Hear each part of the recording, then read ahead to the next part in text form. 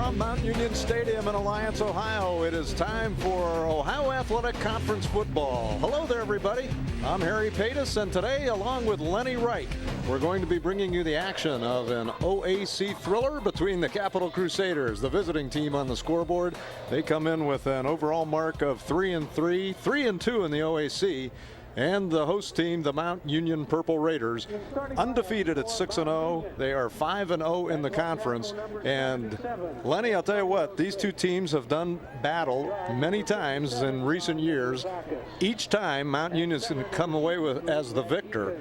But Capital probably, down through the years in the OAC, these last several years anyway, has been the team to beat as far as Mount Union's concerned. Definitely, Harry, in this decade, the last 10 years, Capital has really come on strong as a program, and they have had some classic games, most of those games here at Mount Union Stadium, but a year ago there was a great game down at Capital as well, and it's really been a game where everybody in the nation stops and sees when the top two teams in one of the best conferences gets together and plays. And the coaching matchup has the veteran Larry Karras, who is coming into this game with a 295, 22, and 3 mark in his 25th year at Mount Union, and Henry Stanford, the head coach at Capital. He's in his first year as a head coach. He is 3-3. He's an Ohio State graduate, but he was on this Capital staff, and he's certainly familiar with Mount Union. Yeah, he was on the Capital staff 2 years ago, hired as an offensive assistant coach. Then last year was the offensive coordinator. And in that game last year, as Henry was the offensive coordinator, we're going to have that up here. And that game was down at Bernlohr Stadium in Columbus, out in Bexley on the east side, and it was a matchup of nationally ranked teams at the time. There's Kurt Rocco throwing to Cecil Shorts. That was early in the game where it looked like Mount Union was going to go, but the Mount Union defense comes on strong there with a play. Kurt Rocco again throws, that time to Kyle Miller. Sets up a touchdown by Scott Panchek, and right there was a 14-14 game. And still, once again, that Mount Union defense did a great job getting after Marty Osman, the Capital quarterback that day. There's Kurt Rocco again, and he finds that tight end Kyle Miller, and Miller makes a great play, powers his way into the end zone for a score. And then a high snap right here. Capital was trying to drive down and maybe win the game, and Mount Union got the turnover. There you see Lambert Budzinski coming up with the football. And then 5 plays later, Scott Panchek off the right side. He dove into the end zone, gave Mount Union a lead with just minutes remaining in the game. And here, Marty Osman, the last-ditch effort for the Crusaders. And it comes up short. Nick Driscoll there, number 21, knocks it away. 28-21, Harry. Closest regular season game Mount Union had all year, and it was down to Capital. Well, I'll tell you what, we're going to see some of the same players on the field, but we're going to see some different looks because, first of all, Marty Osman, who was that fine quarterback that you saw in that game and almost rallied Capital to the victory, is going to be in the game, but he is no longer a quarterback because he's had some arm problems. He's going to be playing a wide receiver spot. And, of course, Kyle Miller, who you saw there, who scored a touchdown wearing 89, he's going to be wearing number 11. Yep. And there you see him on the left. He stands out because of his superior height there. And Cecil Shorts, who scored a touchdown, is not going to be playing today. Cecil Shorts and Wes Ryder down again. It'll be the second full game that Cecil's been out for. He went down in the Marietta game 3 weeks ago. Wes Ryder also got nicked up in that game. He missed last week's game. And so, yeah, Mount Union last week responded pretty well without 2 of their key skill guys on offense, and we'll see how they do today. Well, we're at Mount Union Stadium about to kick it off here between the Crusaders and the Purple Raiders. We'll be back with the opening kickoff right after this timeout.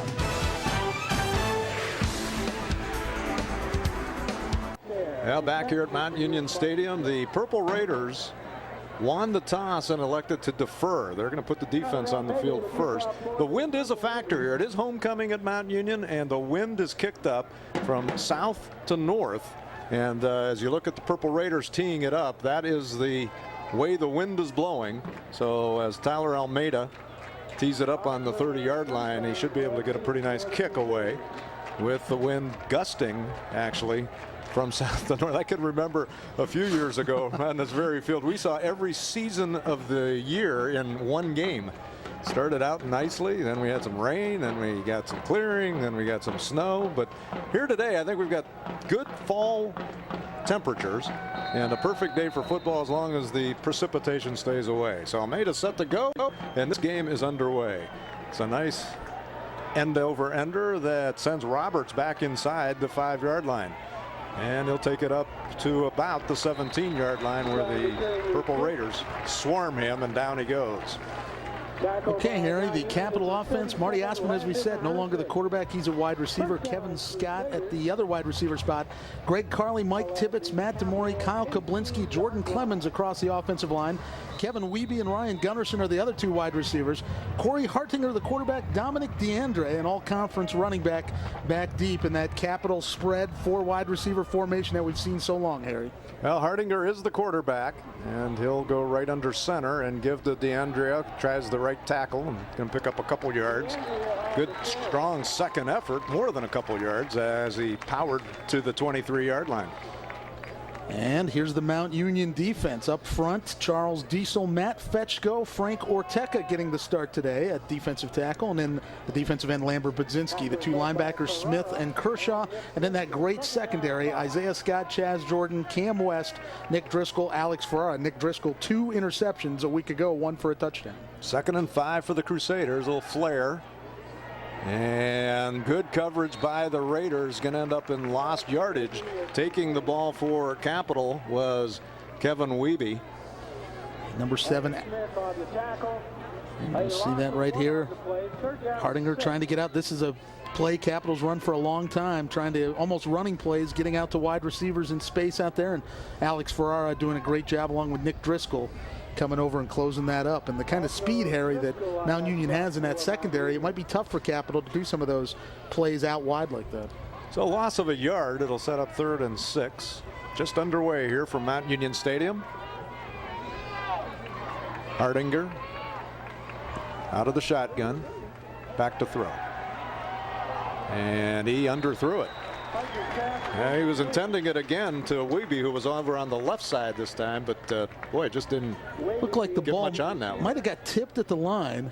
Driscoll on the coverage, 4th down. But that'll bring up 4th down. Well, whenever you win the toss, defer, and get the team to go 3 and out, that's exactly what you're hoping for. Your defense does a good job. And let's see if Budzinski got a paw on this. Yep, as we suspected, Big Lambert reached up there. And I tell you, Harry, a guy that has had a great season. I think they knew Lambert Budzinski could have a really good campaign, and he has really paid off playing a defensive end for the Raiders. And it's Nick Van Meter to punt.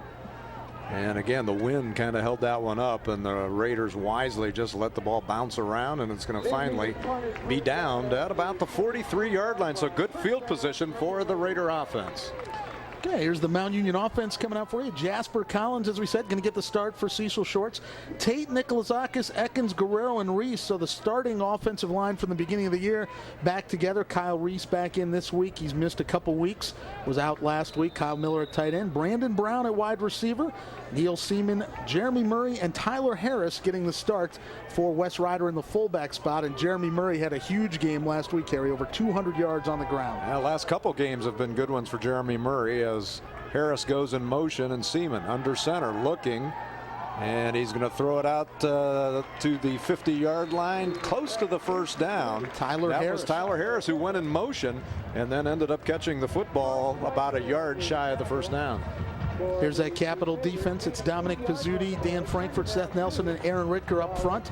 Troy Spiker, Sam Jacobs, Matt Hagan, the linebackers, Antoine Roberts, Ben Westlake, Corey Conley, Ryan Nieberger. The secondary in that 4-3, the defensive coordinators changed, but not the defense. 2nd and a long one, and Jeremy Murray busts through the line and gets a 1st down and more to the 41-yard line. Boy, Harry, just looks like week after week, Jeremy Murray just keeps developing and moving up, and he's definitely come on very strong here and solved kind of a question that Mount Union had early in the year about who the tailback's going to be. Well, he has a good coach in Nate Kamick, that's for sure, and it showed because he did play some in week 1 against Oshkosh, but you're right, he's just gotten better and better. So, fresh set of downs for the Raiders as Harris goes in motion again, and it's Seaman back to throw.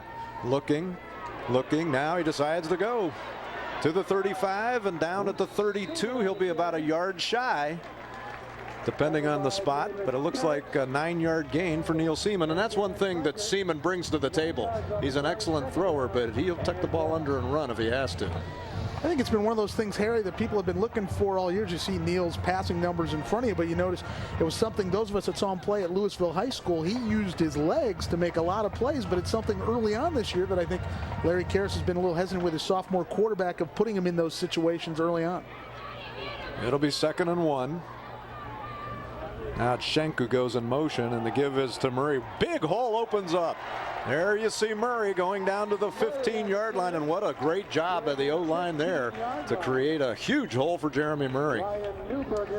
And here it is again. Seaman makes a nice handoff, and look at Antonio Tate right there doing a good job filling the hole, and Jeremy Murray did the rest. So the line of scrimmage now the 15-yard line. Raiders on the march. Their first possession. They held Capital to 3 and out. And Murray is the lone setback as Seaman goes under center. Fake to Murray.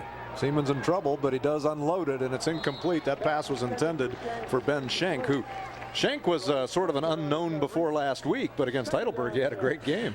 Ben Schenk had 2 touchdowns, and right there, number 56, Scott Arnold for the Crusaders. He came free, a freshman defensive lineman, and forced Seaman to kind of get rid of that a little prematurely.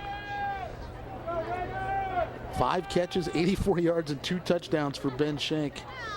He only had about 3 career catches coming into the game last week. So it'll be 2nd and 10.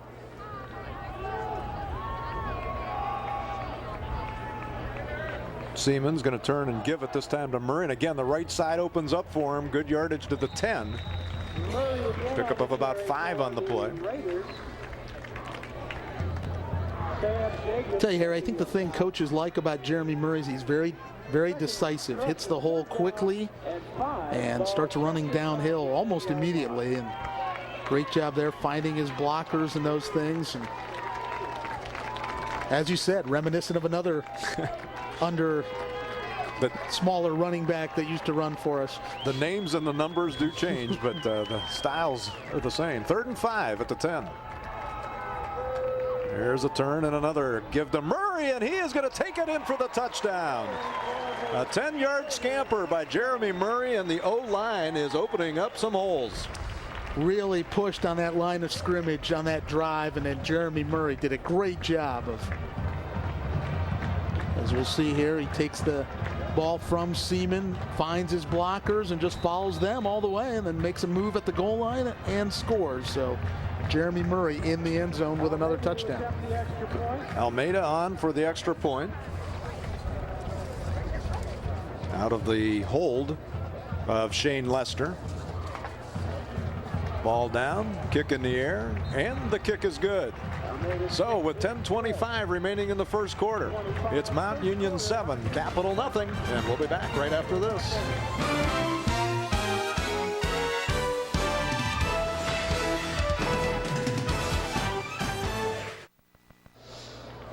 Well, as we mentioned, it's homecoming here at Mount Union. A great crowd on hand. They have seen the Purple Raiders march the ball down the field and score on Murray's 10-yard run. Ball taken at the 1, and on the return, they again do not get the 20-yard line. Back near the 18-yard line. Good coverage on the part of the Raiders, as trying to make that return was Garrett Bennington. Bennington's one of the running backs on the squad, and they've got him on the kickoff unit. Yeah, well, when he first came to Capital, he was the kicker for the first couple of years, and they found a need at running back and moved him over there. So the line of scrimmage is the 19.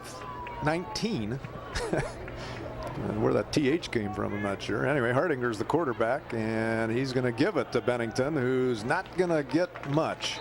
Forward progress might get him a yard, but the Raiders were waiting. Well, and just like on the last drive, Harry, you were talking about the Mount Union offensive line dominating the line of scrimmage. Right there, the Mount Union defensive line just folding that up and not letting anything get going for the Crusaders there. 2 home games that Mount has had, and they've only had 2. The defense has been absolutely stellar. Hardinger out of the gun. Trips to the left side, and he's going to roll right. And now he's going to run. He's got some room. He's going to get to the 29 and close to the first down.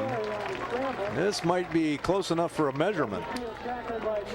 Well, and guess who was around the ball here? Nick Driscoll made a great open field tackle. It looked like for a while Hardinger was going to get maybe a 15 or 20 yard run there down the field.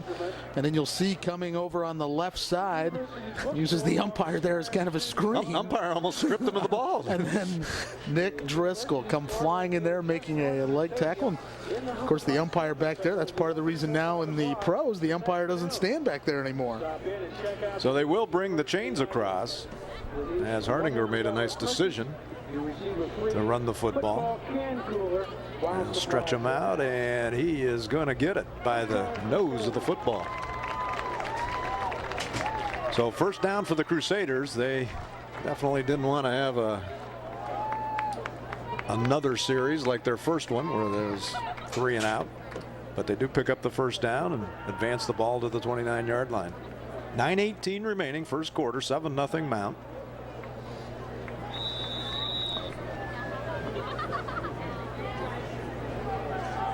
And now Hardinger will go under center. Like Mount, they'll have their quarterback out of the gun once in a while, also go under the center, and this time it's a turn and a give to DeAndrea. Finds a little bit of running room to the right side. Pickup of about 4 on the play. DeAndrea there, Harry, he's one of the larger running backs you're going to see in the OAC. 6'3", 210 pounds. All-conference performer a year ago. Power running back, and you'll notice even on that last play, Harry, Capital didn't put out those 4 wide receivers, brought in some more guys to help on that line of scrimmage against that Mount Union front. So now Hardinger will go empty backfield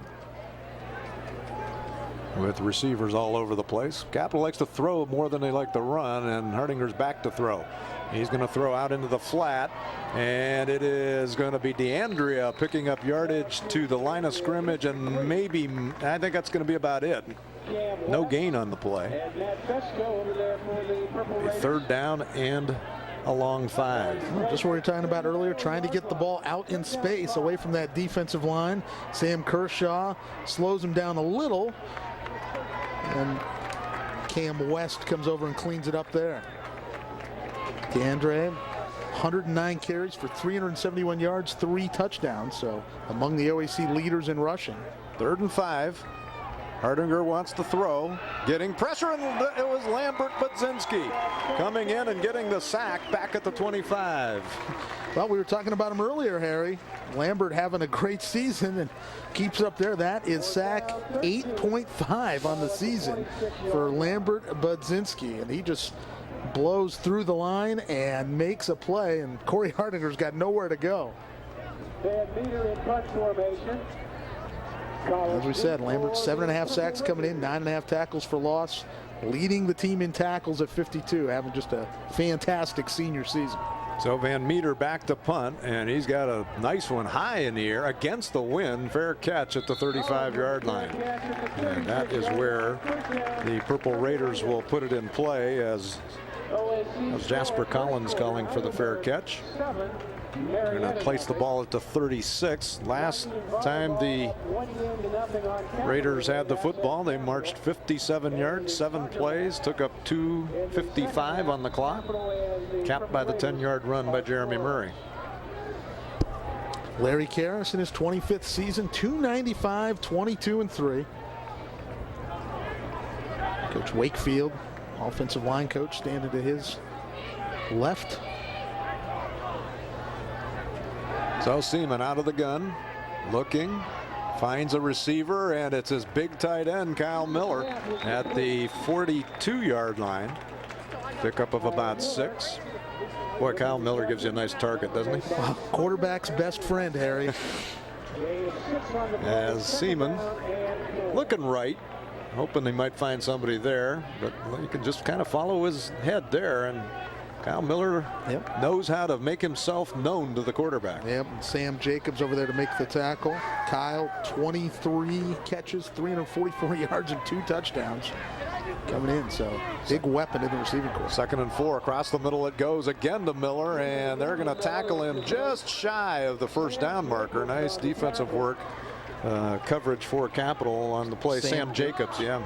Sam Jacobs, an all-conference linebacker, 6'1", 225. He looks rather small next to Kyle Miller in the middle, and he's going to have the job as the middle linebacker to try and slow Kyle down when he gets into the middle of the field. And they're going to wave the first down. Yeah, they're going to say first down. But from where I was watching, perhaps the marker was a little bit off, but they didn't even measure. They just said first down Raiders. First down, Purple Raiders. So make it the 46-yard line, despite Jacobs' best effort to bring Miller down shy of the sticks. Now gets the first down. Now Seaman will go under center. Jeremy Murray behind him. Audible and then a whistle. Looks like there's a timeout. Or is it? No, I think there was play clock. Getting the play clock set up. That 25-40 stuff that they changed a couple years ago. Sometimes it's, I don't remember when it's 25 and when it's 40. Here's a turn and a give to Murray, but this time he's chased from behind and brought down after a yard gain. Excellent work on the defensive side of the ball by Aaron Nisley. Sophomore from right there in Bexley. And there's Murray trying to pick up blockers, but Nisley shook off his and got Murray from behind before he could get ahead of steam going. 2nd and 9. Clock down to 5:07 remaining. First quarter, 7-0 Raiders. Seaman sends Brown in motion. And he fakes to Murray and wants to throw. Going deep. He's got a man, and it's Brown, the guy who went in motion. Catches the ball out by the 25-yard line. First down. Antoine Roberts pushed him out, but nifty play by the Mount Union offense right there, Harry. Good play action. You saw Neil Seaman sell it. Looks for his man. Makes a nice throw. And Brandon Brown right there. They say Brown went out at the 26. First down, Mount Union. Harris the up back, Murray the tailback. And Seaman's going to give it to Murray, who goes, he tried to make the cut, had some green space in front of him, but feet went out from under him, and he only picked up a couple. A little damp late fall day, so it might be a little slick down on the artificial surface here at Mount Union Stadium. And Murray just lost his footing there, but Murray's got 6 carries for 43 yards already in this game. Neil Seaman 4 of 5 passing for 45 yards. So the Mount Union offense, as customary, been very efficient, Harry. Yes, for sure. 2nd and 8. Seaman redirects Harris. And this is Brown in motion again. And it's Murray again, this time the left side. And he's going to get dragged down from behind. Good work.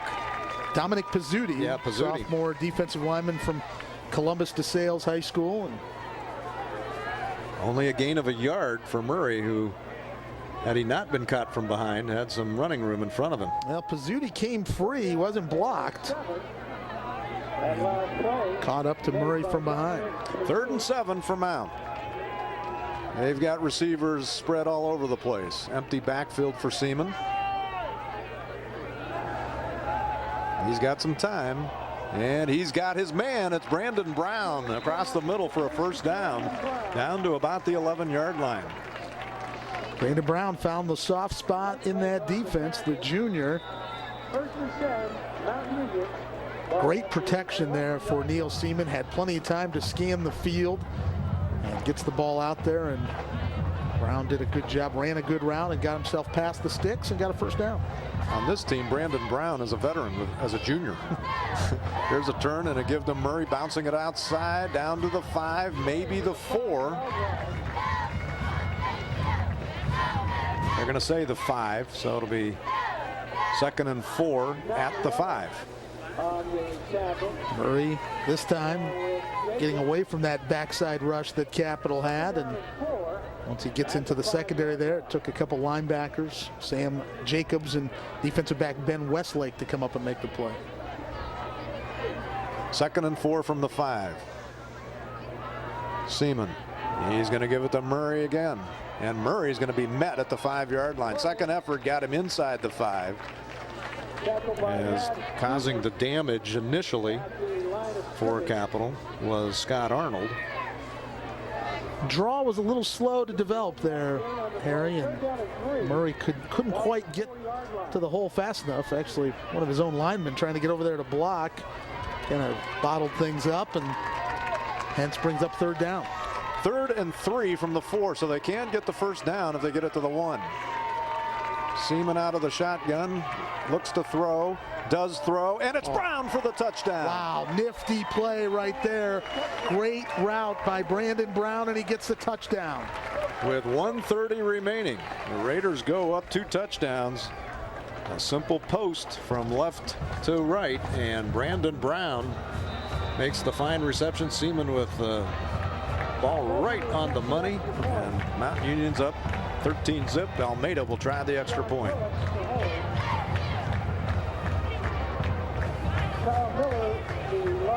Ball down, kick up, and it is good. So with 1.5 minutes to go in the first quarter, Mount Union leading 14-0. 2 impressive drives by the Purple Raiders, Lenny. Yes, they were. Yeah, and this touchdown, Harry, what great timing between Neil Seaman and his receiver there. Drop back, look, fire, and just a perfect throw and a great catch by Brandon Brown, who, as you said, Harry, one of the veterans of this sophomore-laden offense especially. Brown, that's his 3rd touchdown catch of the year, and a couple weeks ago here against Ohio Northern was kind of Brandon Brown's coming out party. He had a great game against the Polar Bears.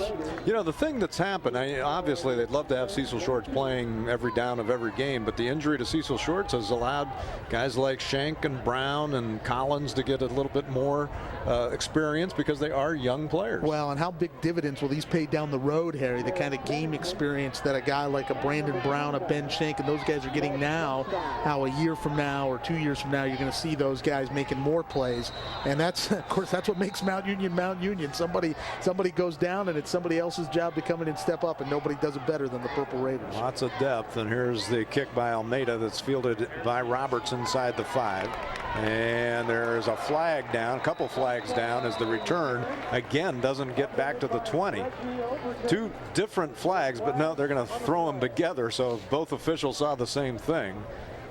And typically on these kinds of plays, it goes against the offense or the receiving team. In this case, it does again, holding against Capital, which will be enforced from the point at which the ball was returned. So that'll take it inside the 10-yard line, and the Crusaders digging a hole for themselves. They just can't. They've had bad field position to start every drive, and no different on this drive.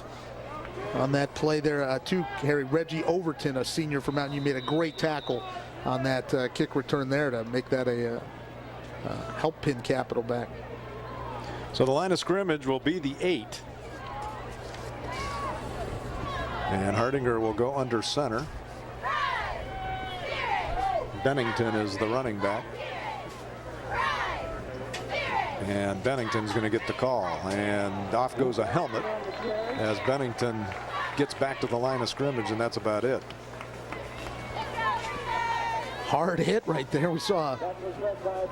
Yeah, it was Budzinski lost to the helmet. Lambert Budzinski going in. And yeah, helmet comes off. Still makes the tackle. That'll set up 2nd down and 10. No gain on the play. Hardinger will move into the shotgun. And he's rolling, and he's going to give it to Bennington on a misdirection. Good job by the Raiders to sniff it out after a 2-yard gain.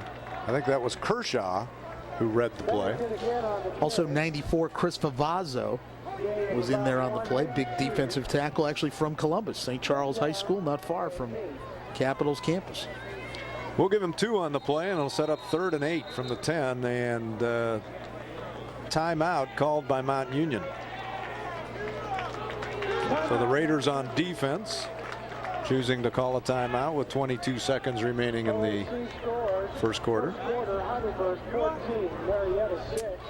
Yeah, that stopping that clock means that if they can stop this right here, Harry, that means Capital will be forced to punt into the wind.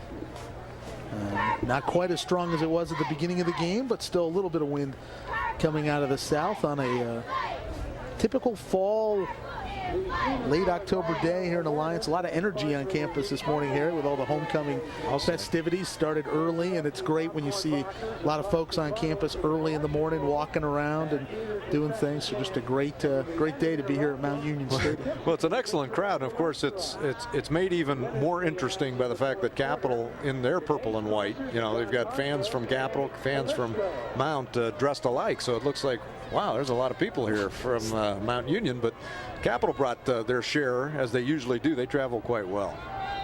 And there's a nice crowd in the end zone. Good student turnout here for this one. Yeah, a lot of former players back today. Saw a few of them earlier this morning at some of the activities. So it'll be 3rd and about 8 now for the Crusaders. They need to get out of the hole. They're down 14-0. Yes. And back to throw is Hardinger, and he tries to get away, but he can't get out of the grasp of Charles Diesel. Yeah. Big Charles. All together now. Right? He didn't quite make the line of scrimmage, and it's punt time for Capital as we look at it again, Lenny. Yep, Charles Diesel.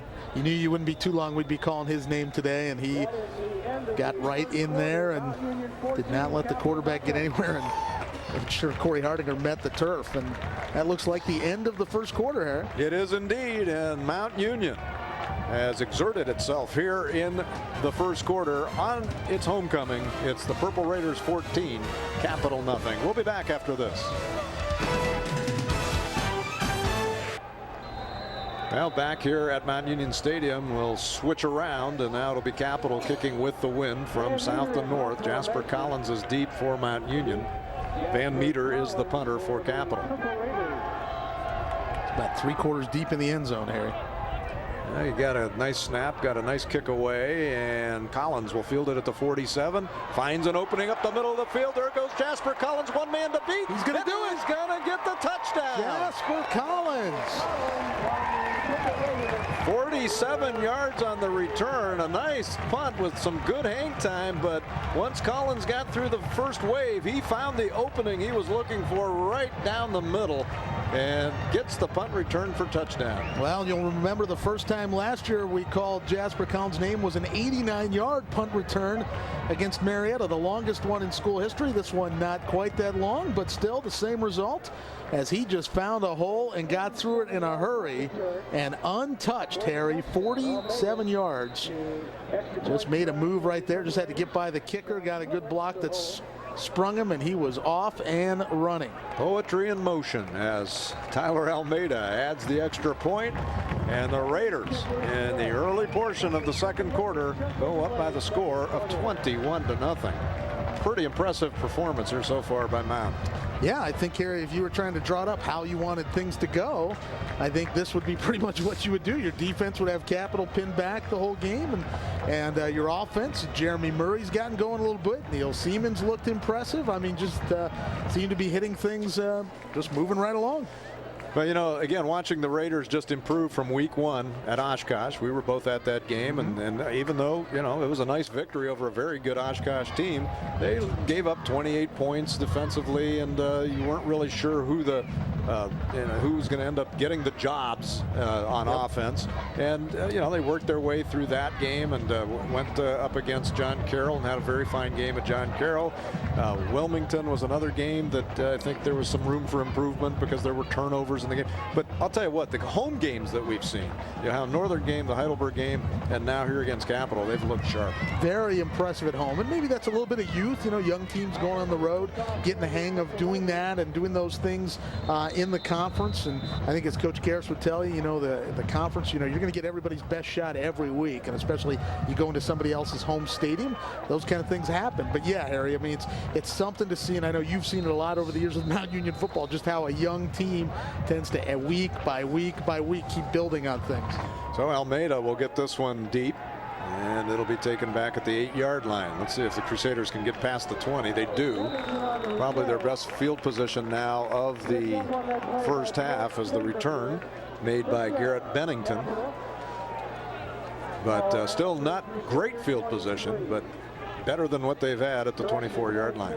Well, Harry, I think if you're Capital, you've got to get some first downs, and first of all, just keep the offense on the field for a little while. I mean, I think, you know, Mount Union has dominated time of possession to a degree. They've had the ball for almost 9 minutes, and the Capital just hasn't been able to get anything going. Now in a power formation, out of the eye, Hardinger under center. And he's going to give it to DeAndrea, who's stacked up after pickup of a couple.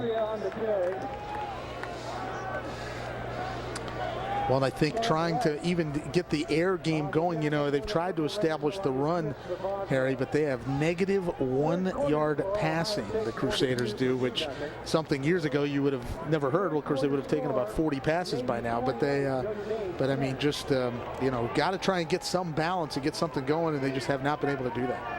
DeAndrea picked up about a yard. It'll be 2nd and 9. Hardinger does want to throw this time. He's got his man. That's Osman who dropped it. He was actually, it was more than just a drop. Coming in to make a pretty good hit for Mount Union was Isaiah Scott. There's Marty Osman, number 11.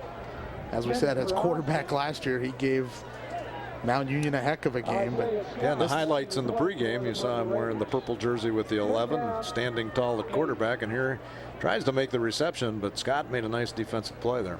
Yep, that's the old completing the catch thing that now you hear in the NFL every week now, making sure you can complete the catch, and Marty Osman did not do that, and that's his 3rd down.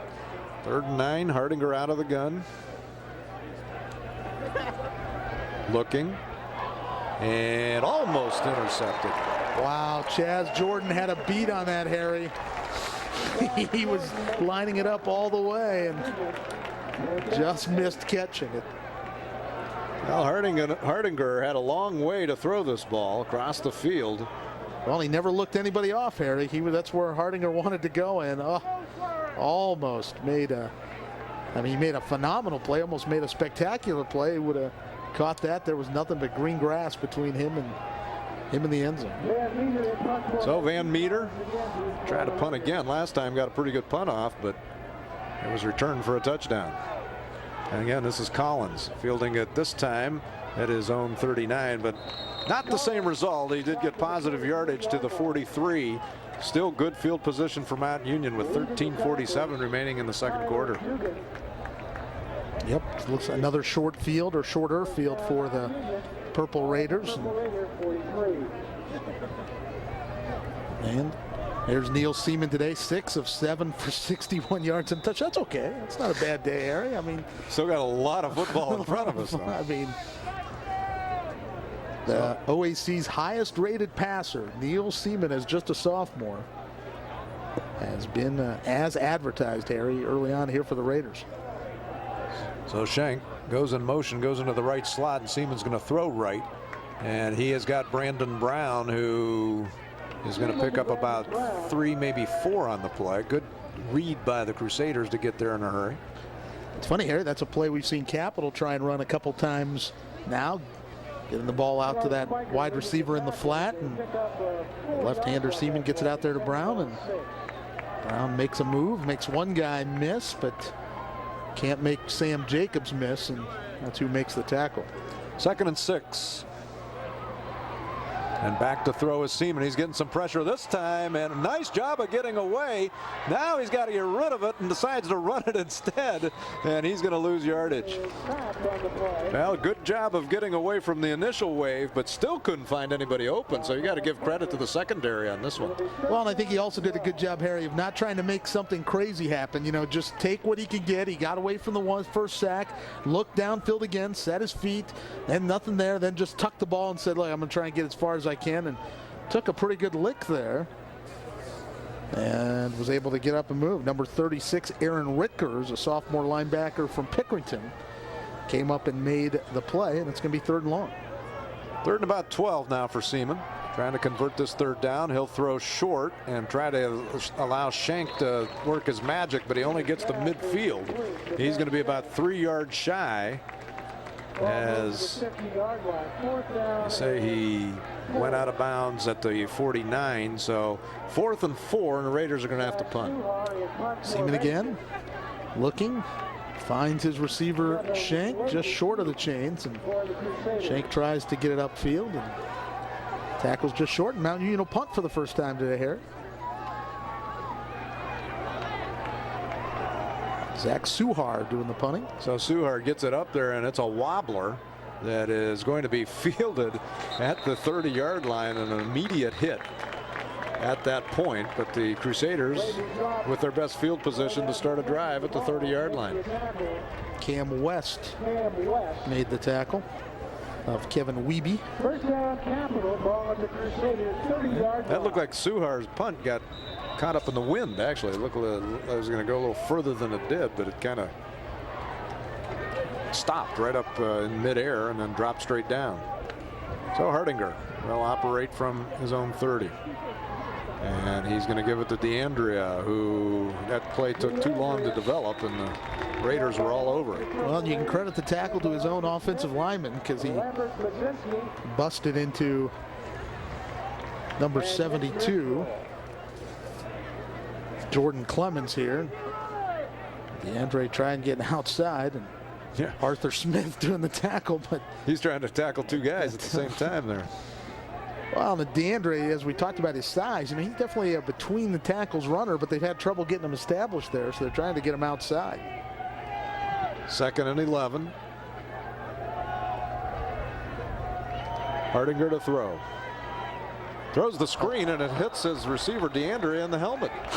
I don't think Dominic DeAndre knew the play call or was the intended receiver, as Take another look. What? I'm trying to see another receiver in the area, and I think DeAndre just didn't know what play they were running. I think he thought something else was on and took one in the ear hole. Little miscommunication there. Sets up a 3rd and 11.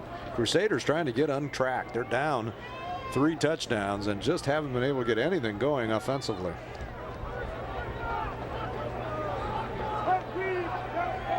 This is a team that scored 60 points against Heidelberg. Oh, and we've got a flag. Delay of game against Capital, and so those are the kind of mistakes. I mean, whether you're playing Mount Union or not, Harry, you have miscommunication on a play, then a delay of game, and you want drive killers. Those are 2 things right there that'll do it. I've said numerous times that the visiting teams that come into Mount Union Stadium have to play a near perfect game. Can ill afford mistakes. They've got to win the turnover battle. And All right, well, we're going to have another play. I think this is going to be on Mount Union. Yep, it is offside. 91, Matt Fetchko. Get in there. He's lining up against a high school teammate at center there, Matt DeMore, the Capital center. They're both from Twinsburg High School. So we're back to 3rd and 11 now. Obvious passing down for Hardinger, and he wants to throw. Now he does throw deep. He's got a man. It was Osman, but he overthrew him a touch. Good coverage by the Raiders. Osman went high, but couldn't come down with it. Well, and I think the pressure forced Hardinger to throw that ball sooner than he wanted, as it looked like he was trying to wait to see if Osman could get behind the defense. You'll see Hardinger there has to step up and sees the pressure coming, gets the ball away, and just over the outstretched hands of Marty Osman, who, if he's having arm problems, he didn't have a problem reaching up to try and make that one up. Here's Van Meter's punt, and it's a spiral that Collins will field at the 32, and he got decked right at that point. Number 8, Evan Brooks, a senior quarterback from Logan Elm, made the immediate stop, as Jasper Collins has now gained the attention of the Capital Special Teams unit. Yeah, they weren't going to let him get away that time, and out now 68 yards away. They lead it by 3 touchdowns, 10:40 remaining 2nd quarter. Offense coming back out. Neil Seaman 8 for 9 for 72 yards. Jeremy Murray 9 carries for 51 yards. Brandon Brown, the top receiver, with 43 yards receiving. On the draw, it's Murray who's going to get up to the 35, and that's about it. A little extra shove at the end of the play, but officials step in immediately to stop that. 3-yard gain for Murray. Well, Sammy Guerrero's from Columbus, reacquainting himself probably with some folks from Columbus on the front line. I don't think they were talking about the favorite restaurant that they go to in Columbus. 2nd and 7. Seaman under center now with Murray, the lone running back. And it is Murray off the left side, and he's going to get up to the 42-yard line, and it's going to be close, but I think about a half a yard short. So it'll be 3rd and short for Mount. I mean, he didn't make the 42. He spotted at the 41, so 3rd and 1. Jeremy Murray getting a lot of work today and takes this one over the left side, makes a guy miss right there. And that time the Capital linebackers catch up to him. Troy Spiker making the stop and brings up 3rd and short. So Seaman will go under center. Brown comes in motion. And it's Murray off the right side, both hands wrapped around the football, and he's going to get the first down. They're digging to try to steal the football away, and forward progress will give him the first down close to the 44.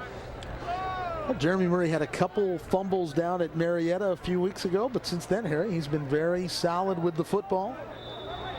And as we say, he had those 2 huge games the last 2 weeks. 12 carries for 64 yards today, so he's well on his way to another great game as there's still 9 minutes to play in the first half.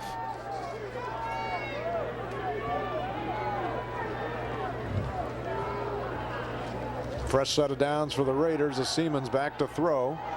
And he's going to throw on the run. He's got Brandon Brown at the 35 and gets run out of bounds past the 30.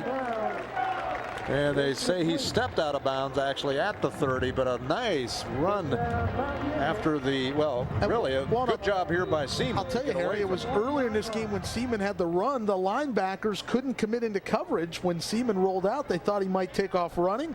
Brandon Brown got between the defensive backs and the linebackers, made a great play, and that moved the ball up. But the fact that Neil Seaman could have taken off and ran froze those linebackers.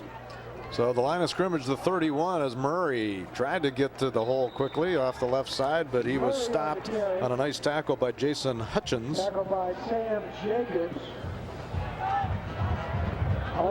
Talking about Murray running the football, 394 yards in the last 2 games. Harry, he's now 2nd in the OAC in rushing, and he missed a game.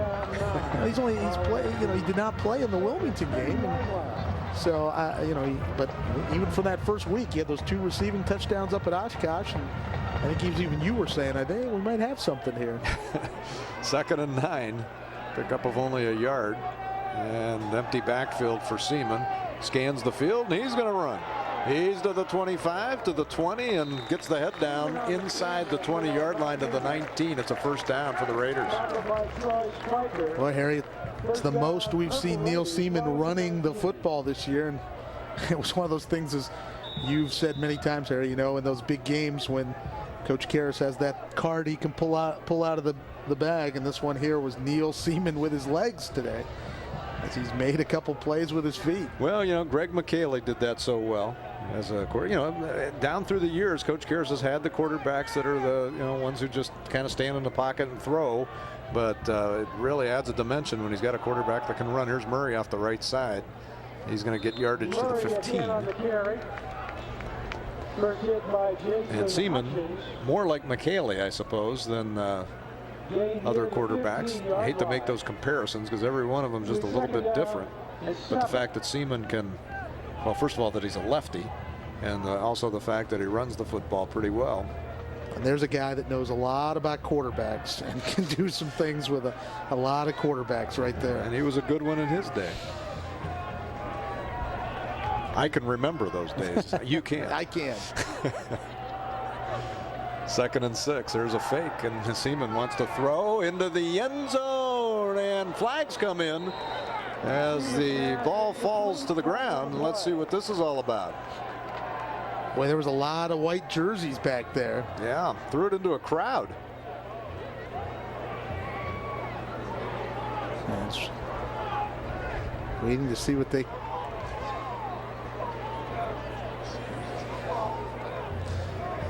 Yeah, I guess maybe one of the questions here is, was the ball tipped? Yeah, if the ball was tipped, then it's fair game in the secondary. And that's what the Capital players are trying to explain. Kyle Miller making the Mount Union side of the argument. Yeah, he's just casually listening.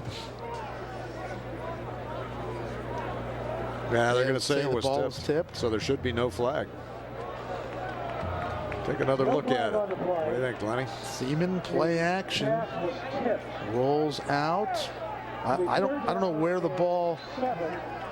Well, the ball was tipped by a Capital receiver, or Capital defensive back after the play was there. I mean, Kyle Miller had already been interfered with, it looked like, by then, but we've had some issues this year with interference calls, so there's another one.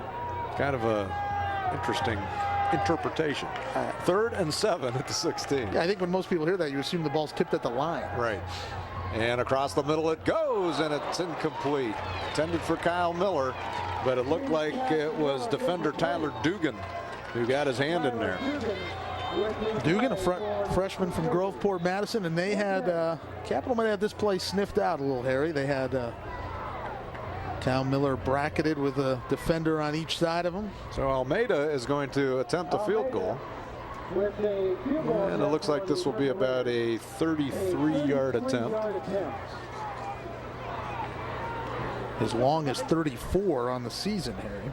That's his career long. Right between the hash marks. Right in the middle of the field, ball down. The 33-yarder is through the uprights. It's good. 6:21 remaining in the second quarter. Mount Union 24, Capital nothing. We'll be back after this timeout.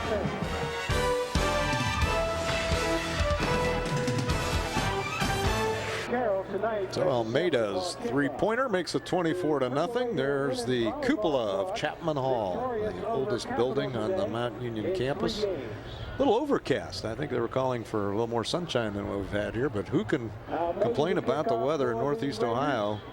Late October, perfect temperature. Leaves are falling, though. Leaves are falling, yeah. Seems like October also corresponds with a little more manual labor on my part. Almeida tees it up. He'll be kicking into the wind, and the wind does hold this one up as it's Robinson coming up and getting decked after a return to the 33-yard line. Brock Briggs, the first guy in there, Harry, and he slowed him down in a hurry. So the return. Waiting to see. They haven't placed the ball yet down. This is Roberts who does take the hit. Brock Briggs, another one of those super sophomores that Mount Union has playing. He is from Port St. Lucie, Florida. Line of scrimmage to 33 for the Crusaders. They've got to get something going here. They're down 24-0. Here's a turn, and on the end around, the Raiders didn't buy it. And on the carry, it was Kevin Wiebe. And he, Wiebe got to meet Lambert Budzinski. We're saying going into that play, just 12 yards of offense for the game for Capital.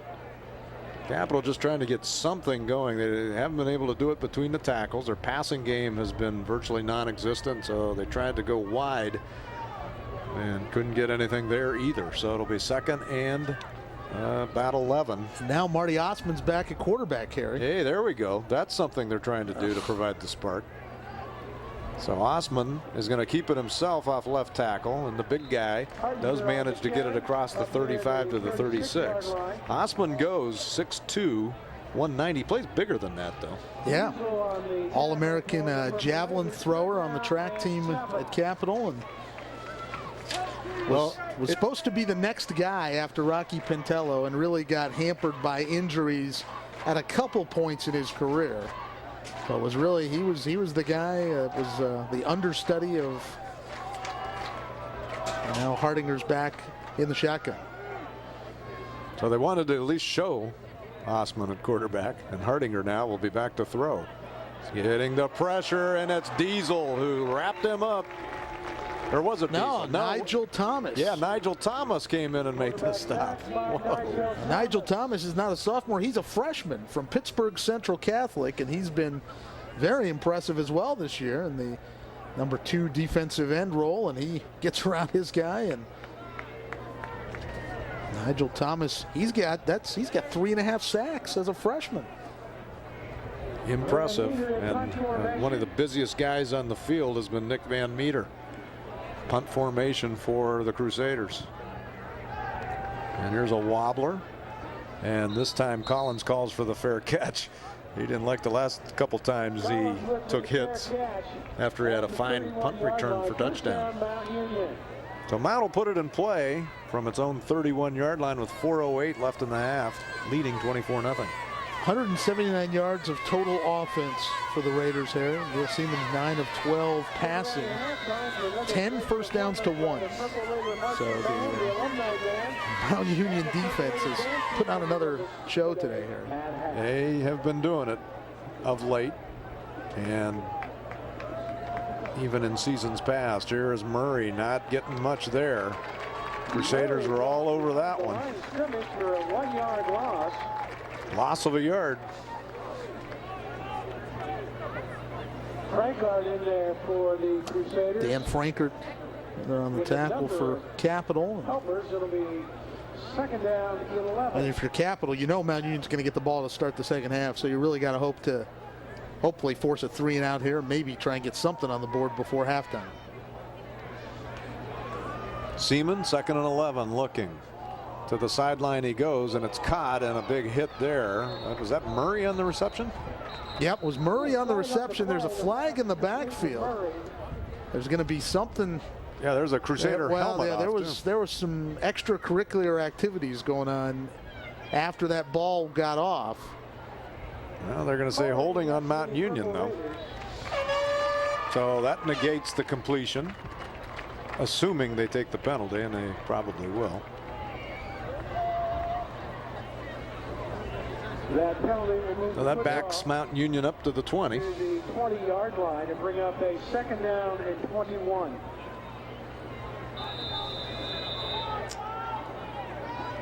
Yep, it's 10 yards back from the previous spot on those plays. So they'll wind the clock, and it's down to 3:12 and counting.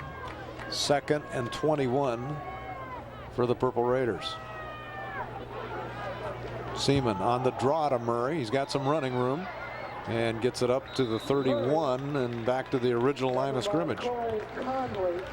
Tell you, Harry, they must have saw something on film. This is probably the most I've seen Mount Union run the draw this season with Jeremy Murray, or with any of the running backs for that matter.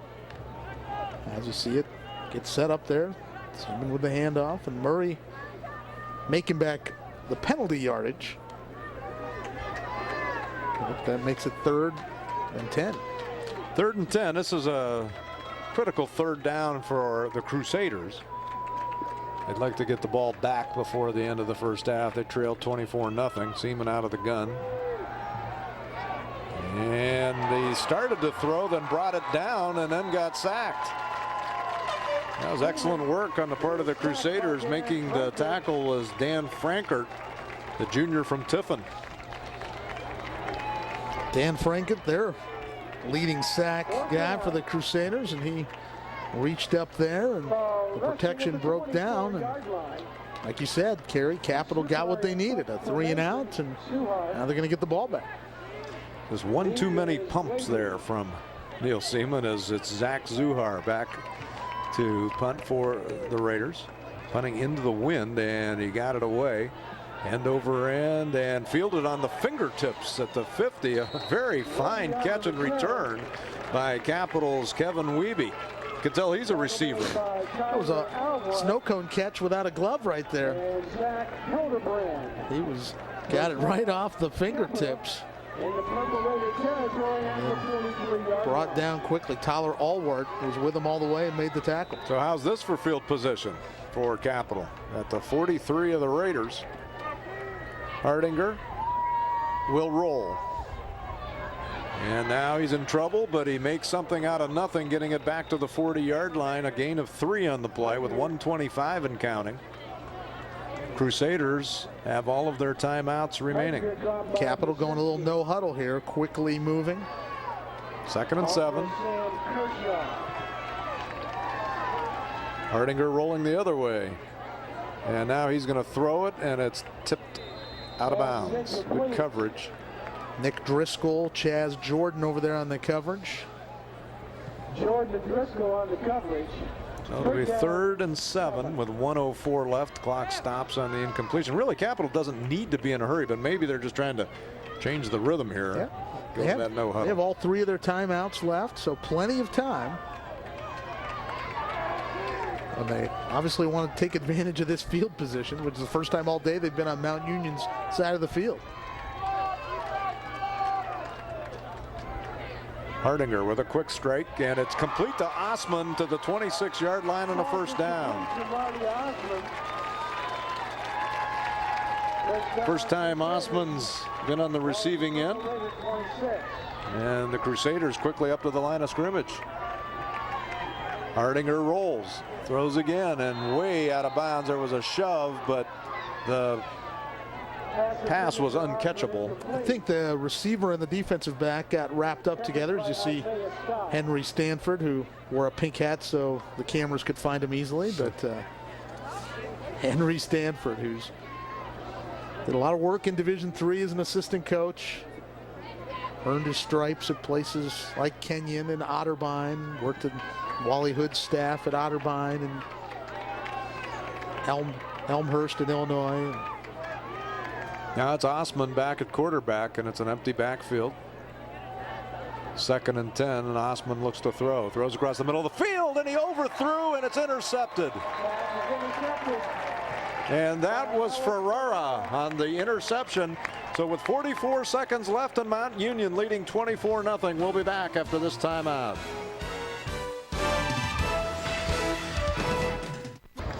Well, the interception had the ball at the 5-yard line, and on the very next play, Jeremy Murray takes the ball and takes it up to the 32-yard line on a fine run. Murray has got it moved, and that puts him over 100 yards for the day in just the first half. And again, the give to Murray, but nothing doing there. Loss of 2 on the play, and the clock will continue to run. Mount with the ball and the 24-0 lead and the advantage of getting the third quarter kick. Yep, they don't have to snap the football. They can take it into the locker room if they wish, which I would imagine that's what Larry Karras, who's taking off his headset right now, will probably do. Yep. But an impressive first half, Harry, by the Purple Raiders. A dominant first half, both by the offense and the defense. A very fine first half by the Raiders. Well prepared for the Crusaders, and Capital has its work cut out for it as they go into the locker room. And we'll have a word from the University of Mount Union and be back with the third quarter after this. Well, hey, there's McCaw. He's not one of the kings or queens, but Lauren Spearhouse is the queen. Dean Bradley is the king. And McCaw's just kind of hamming it up. Well, like he is royalty at Mount Union. Well, it is royalty. I'm sorry. It is royalty. But it's always exciting. This is a great weekend at Mount Union because they now have combined homecoming and alumni weekend. And alumni weekend, and you just get all kinds of people back. As Old Glory still waving in the background. Over there in the tailgating lot. Today's officials: Anthony Montana, Brian Mehanchin, John Vickerell, Tony Stubbs, Pat Perry, Tony Tarantino, and John Patton are officials. The action started so fast, Harry, that Mount Union got on the board quickly. We didn't have much of a chance to get the veteran officiating crew in. There's Tony Montana. Indeed, it is a veteran crew. This is a group that's been together for quite some time as well.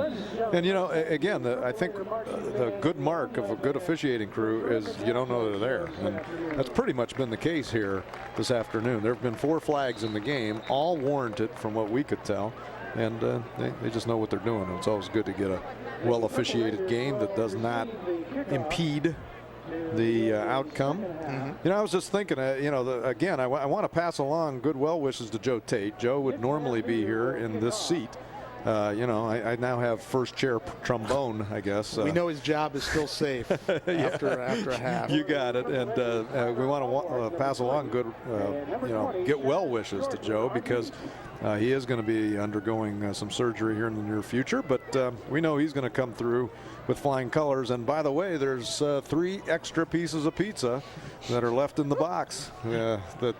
Ceremonial left those for Joe. That's right. We're not going to touch them in honor of Joe. And also we want to pass along the fact that Jeff Shreve will be joining us next week, or the next time that we televise. So here we go. Capital kicking it off to the Purple Raiders, and it's taken at the 20 to the 30 in a strong tackle out of bounds.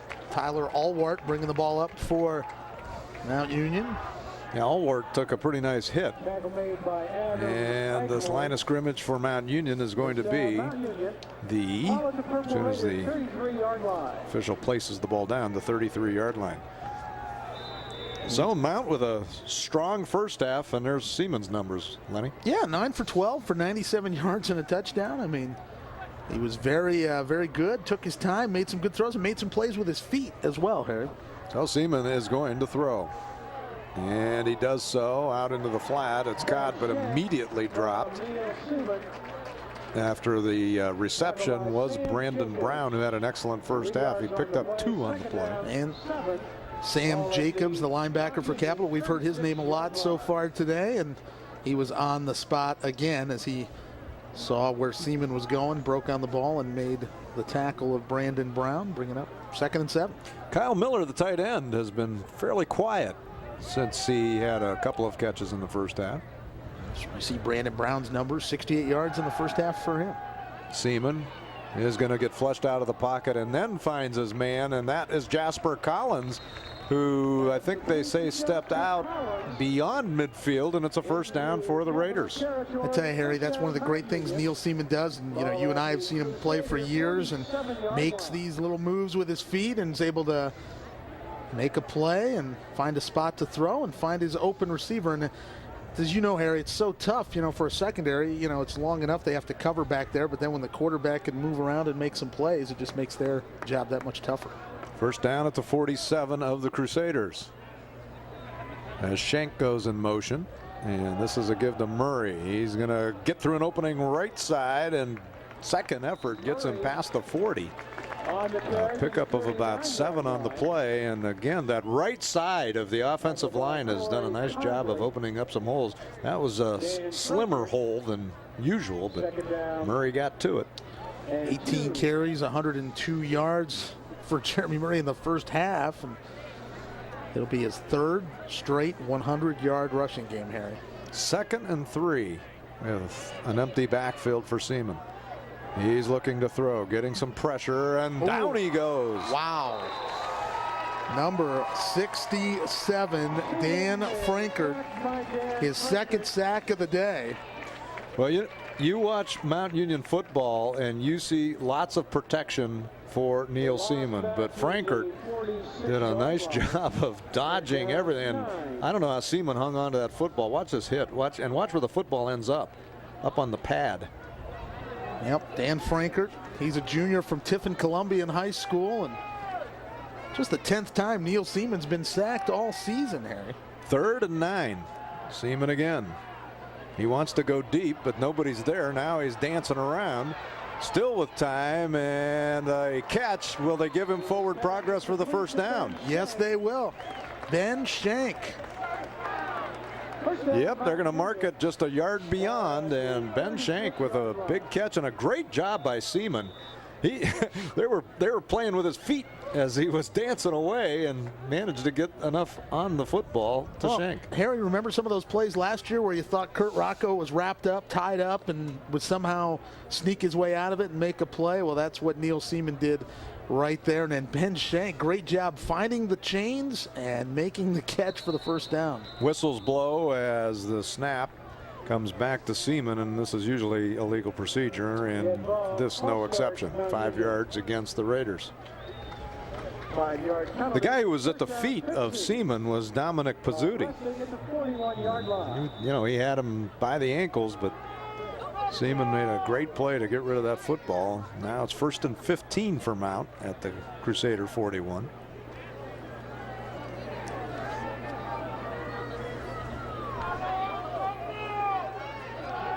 Seaman again looking, and he's got Kyle Miller at the 38. Gets stood up, but watch him fight that tackle off and manages to get to the 35.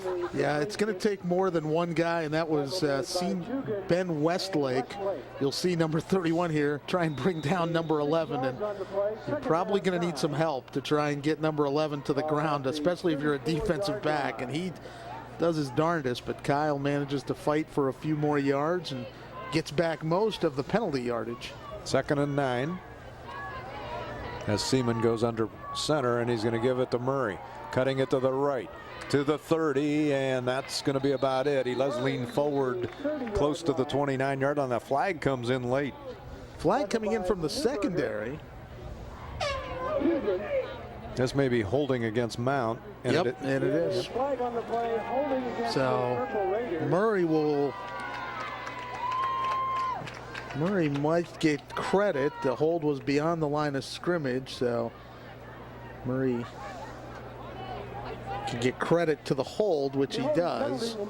So he'll get a few yards, and then they'll go 10 yards back from where the officials think the hold was from. So they'll end up spotting it at the 41, and it's now 2nd down and 15 for Mount Union. Seaman out of the shotgun will roll to the left, looking, fires, and it's caught, and I believe that was Miller going up high to grab it for a pickup of about 7 on the play. Another DB there, David Parrott. He's a number 12, a senior from Bellevue, came up to make the tackle, and there's Seaman finding his tight end again, and leaves 3rd and long. 3rd and about 8. And Seaman again. Looking down the field. Then now throws short ball, tipped and intercepted. Crusaders trying to return it. Still on his feet. And down he goes at about the 40-yard line. A fine interception off of the tip by David Parrott. Well, we just called his name the play before where he made the tackle on Miller, and this time he was Johnny on the spot. He was in the right place at the right time and made a good return back to the 40-yard line. Watch again. Yep, ball gets tipped, tried to hit Ben Shank. And I think in there also making the tip was number 14, Tyler Dugan, who tipped the ball. And Capitals defense, Harry, you can't fault the Capitals defense if you take the punt return off the board. I mean, this is a 17-point ball game right here. So this is Osman, the quarterback. He's going to go off the right side and get some yardage, positive yardage, picking up a total of maybe 3 on the play. It'll be 2nd and 7. So Coach Stanford's going with we talked a little bit Osman about his injury. It happened in the first game against BW, a game they lost 10-7. Driving rain, opening week of the season. Capital, to fill their non-conference game, had to sign up with Wesley and do some things to rearrange their schedule.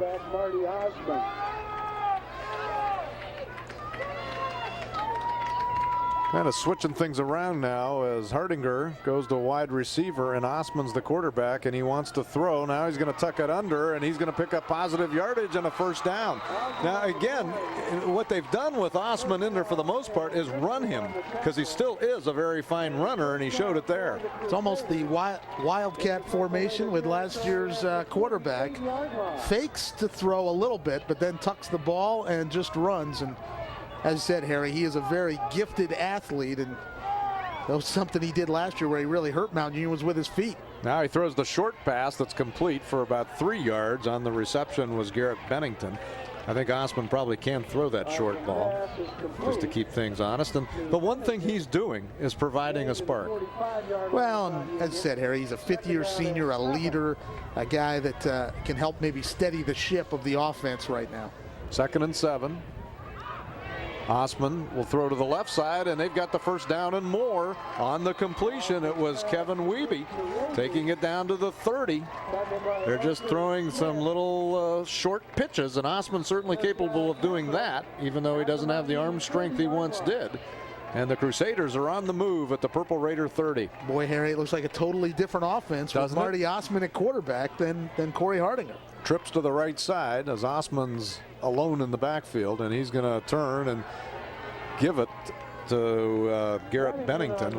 Nice fake, actually. I thought Osman had it originally, but Bennington had the football and barely made the line of scrimmage. Actually, he did pick up a yard. It'll be 2nd and 9. Trying a little end around there and seeing if they could catch the Mount Union defense off guard a little bit. They did not. Ends up 2nd and long. So they spread things out. Osman out of the shotgun.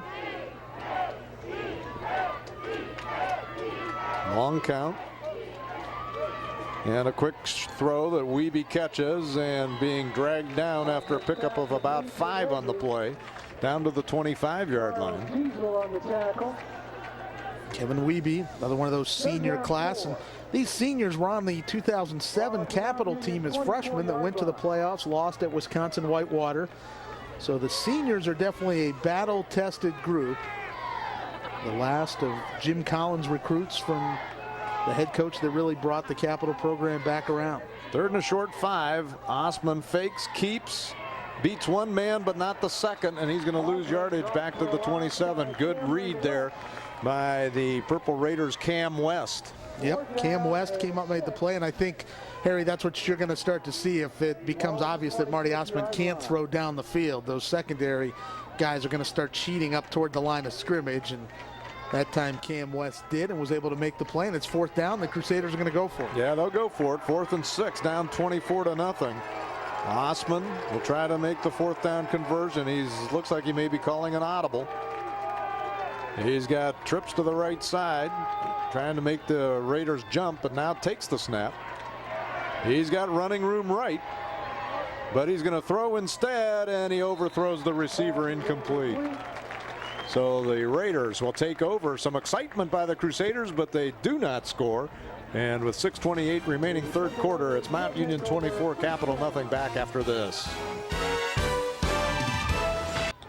So Mount takes over on downs, and it's Jeremy Murray bouncing it to the outside, then going back inside and picking up about 4 on the play to the 30-yard line. So Marty Osman made things exciting for the Crusaders. They marched to the deepest point in Mount Union territory of the afternoon, but could not convert the 4th down. Mount Union offense, Harry, here. A couple possessions now. They haven't been able to score. They've moved the ball, but just haven't quite been able. It's either been a sack or penalty or something that's slowed down a drive. So here's Murray going wide. Some good blocking up front. Gets the 1st down and more beyond the 40-yard line to the 42. On the play for Mount Union. We talked about Jeremy Murray running decisively. And this time he does that off the left side. Gets his blockers set up, and this is the thing people like about Jeremy Murray. Hits that corner, gets those shoulders square, and he's heading downfield. And always seems to fall forward, doesn't he, Harry? Yeah, he does.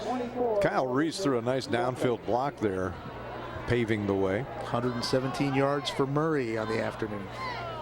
There's a turn and a fake, and now Siemens going a little deep, and it is caught up beyond midfield. That was Collins on the reception, and forward progress. Well, let's see. They didn't give him much, but it looks like it's going to be enough for the 1st down. I tell you, Harry, it's something how much Jasper Collins, you know, we talk about comparing Neil Seaman to Greg McKaylee, but the way Jasper Collins has been running routes and some of those things looks a lot like Cecil Shorts doing some of those same things, being able to come back to the football, make athletic plays. So Mount operates now in Capital territory at the 48, and it's Murray. He thought about going left, instead juked right and picked up 3 to the 45. Well, the stutter step got him a couple more extra yards there, Harry. Brought down by Troy Spiker. Those good linebackers. That's something down through the years, Harry, especially with this Capital team where linebacking play has been something they've been very strong with in this 4-3 defense that the Crusaders run. 2nd and 7 at the 45 for Mount Union. Seaman is going to give it to Murray again, and he is going to be met after pickup of 2. Good work by the Crusaders. Up off the bottom of the pile was Matt Hegan, senior linebacker from New Concord John Glenn High School. How'd Muskingum miss him? Yeah, right in the shadow. Well, him and Garrett Bennington both from John Glenn High School. So Ball at the Capitol 43-yard line. So it'll be 3rd down and 5 for Mount Union. They got 24 points in the first half. Still looking for some points here in the second half as Seaman looks to throw. He does, and it's across the middle, and it's Collins or Schenk? I believe that was Jasper Collins. Yeah, it was Collins on the reception, 8 and 6. Sometimes confusing, but and Collins has been catching most of his passes on the sideline, but he was in the middle of the field here and made a fine reception. Seaman waiting for Collins to get open. He does, and oh, we had a flag too that we missed. This is coming back. Looks like it would have been holding on Mount Union. Yeah, it is holding. Missed the fact that the flag was thrown, but that goes back. I'm not going to get into my color of the flag thing. Maybe I can, because Joe's always making fun of me when I talk about the fact that the flag should no longer be yellow because there's too many yellow stripes on the field. Time to make it a different color, like in the old days when it was red. Anyway, here's Seaman going deep, and he's got a man, and it is going to be Jasper down Collins. to the 3-yard line. Jasper Collins. Boy, what a nice throw by Neil Seaman right there, Harry. Boy, he sure put that one up there for Collins, and Collins with a fine reception. Let's look at it again, Lenny. Yep, Seaman hangs it out there. Jasper Collins had his man beat, trying to get to the end zone, but Corey Conley, the senior defensive back, has him by a hand and was able to just keep him out. 1st and goal at the 3. Here's a turn and a give to Murray. He's got running room. Touchdown. So Jeremy Murray with another touchdown run. That's his 2nd of the afternoon. And he gives Mount Union a 30-0 lead. Jeremy Murray down with 137 yards on the ground. That was his 25th carry. And he just takes it off the right side. Great job by the offensive line, untouched into the end zone. And what a big 3rd down conversion on that drive, Harry. That big 3rd and long where Neil Seaman hit Jasper Collins. So Almeida with the extra point, and he splits the uprights, and Mount Union goes up 31-0. 2:43, 3rd quarter. Mount Union 31. So the Purple Raiders, who moved the ball in the 3rd quarter, finally get a touchdown to increase the margin to 31. Makes it a little more comfortable, especially when you note that Capital moved the football last time the Crusaders had it. Well, they put, put Marty Osman back in quarterback and started moving it around. So it was good to see Mount Union then get the ball and go down and get the score. Now Osman he was the direct successor to Pantello, was he not? Yes, he was. Yes, he was. But as you mentioned, I know you mentioned it earlier, the injuries kept him from a couple of seasons, actually. Yep, 06. Marty Osman came to Capital in 06. 07 was taken over and was injured during the 07 season.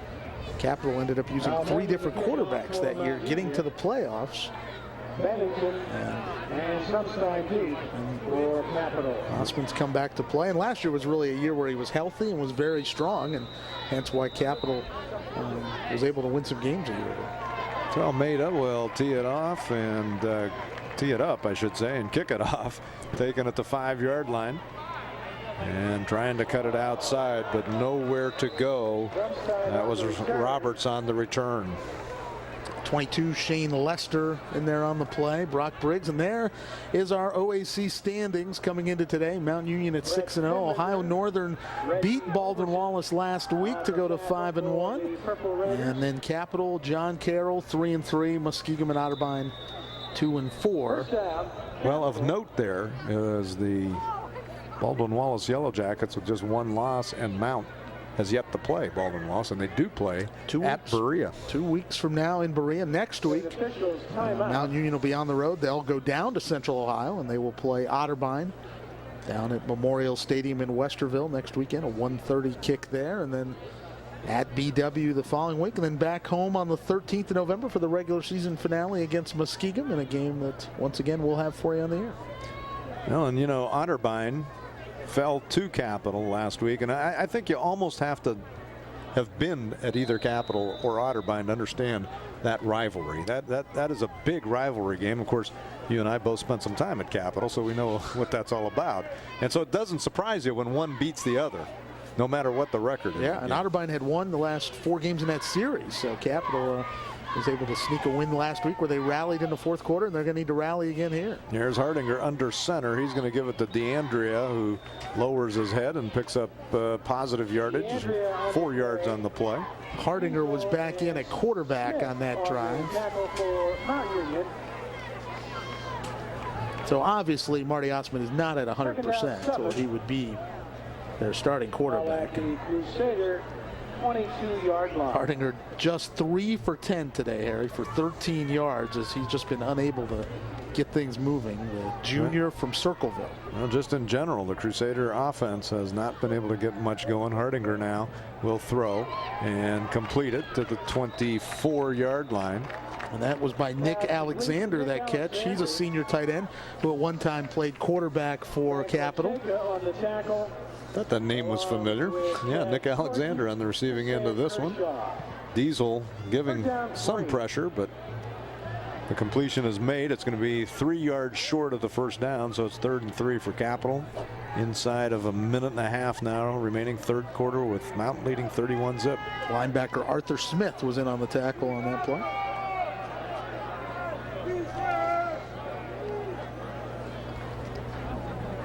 Hardinger with the pump fake. Now he's in trouble and dragged down by Lambert Budzinski. A flag is thrown.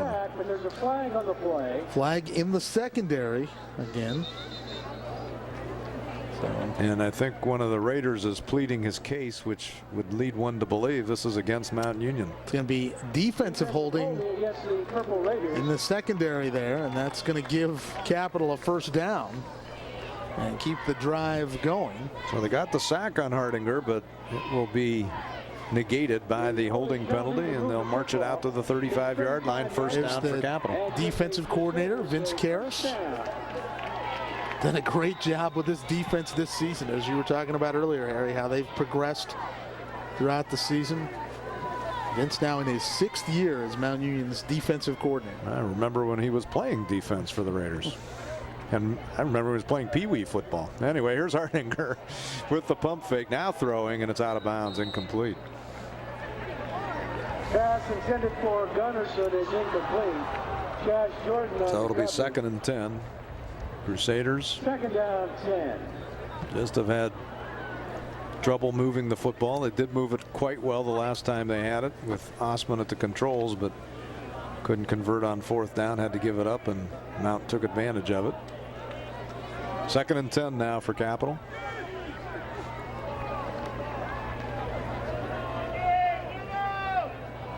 Hardinger rolling. Now he's going to give.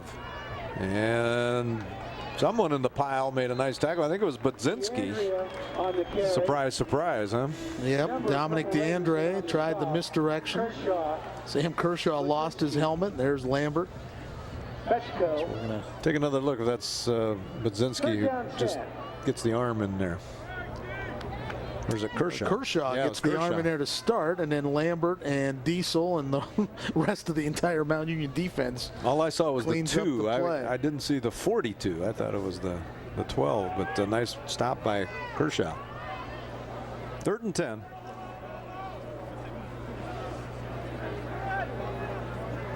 And now Hardinger to throw. Again being chased. Throws on the run, and it's caught at midfield. First down. Another fine reception by Osman. So they'll move the sticks. First down Crusaders. And the quarter ends. We've played 3 from Mount Union Stadium. Mount Union 31, Capital nothing. Back with the fourth quarter after this timeout. So as we begin the fourth quarter, Capital traveling with the win, but down 31-zip. And just as we begin the fourth quarter, the Play clock issue.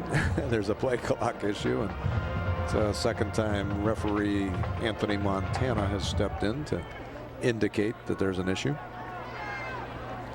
Hardinger will throw, and it's tipped and almost intercepted.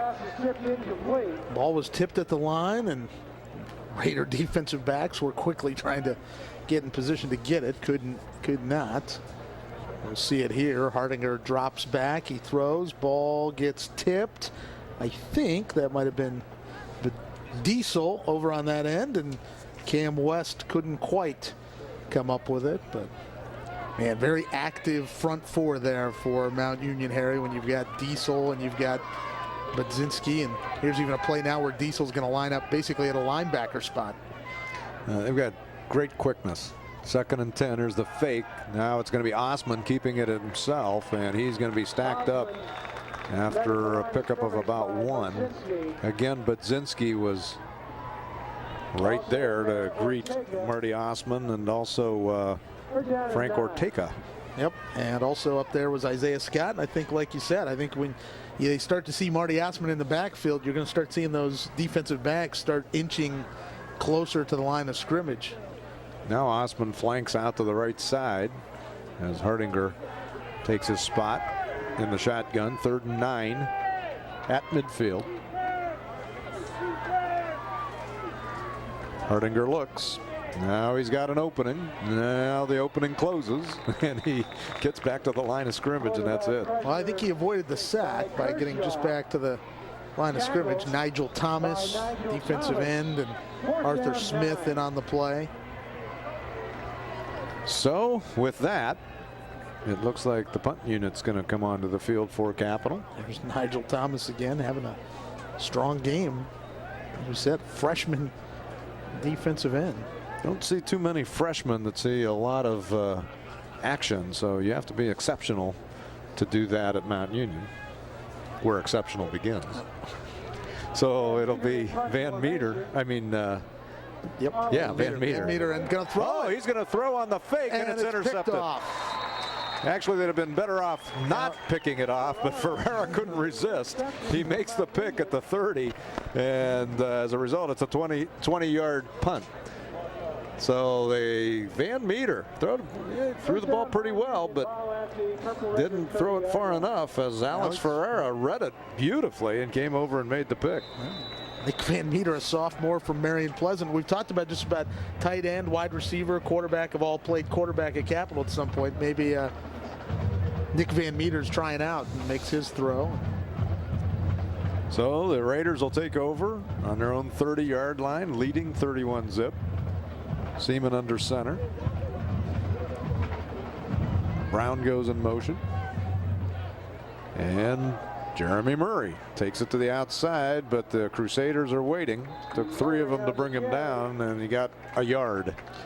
Number 7, Corey Conley in on the play. And going back to Ferreira, that's 2 interceptions for him today. So last week, Nick Driscoll with 2 interceptions. This week, Alex Ferreira with 2 interceptions. The Mount Union defense has 12 interceptions in 7 games. So that's quite the work of the secondary. And longtime assistant coach Jeff Witovich and his unit.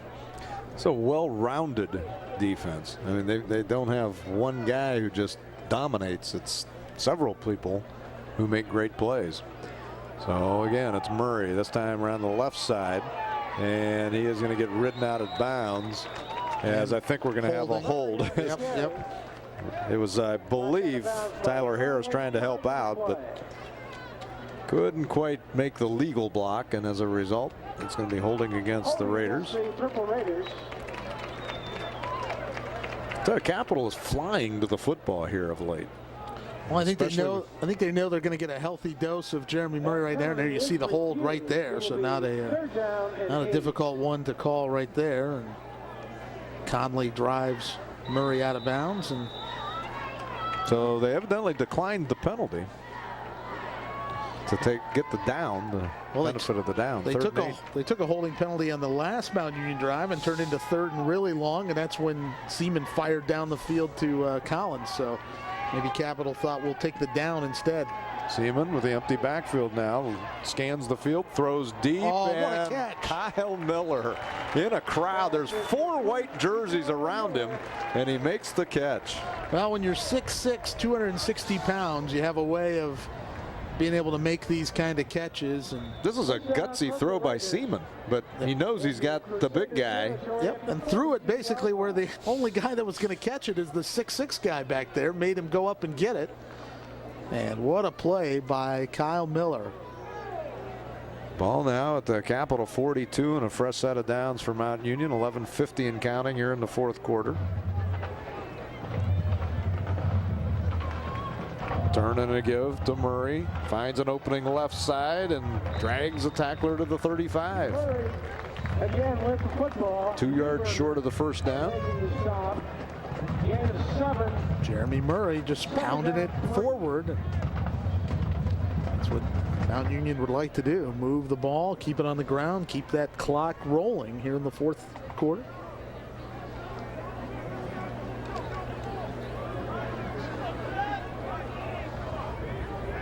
Second and a long 2.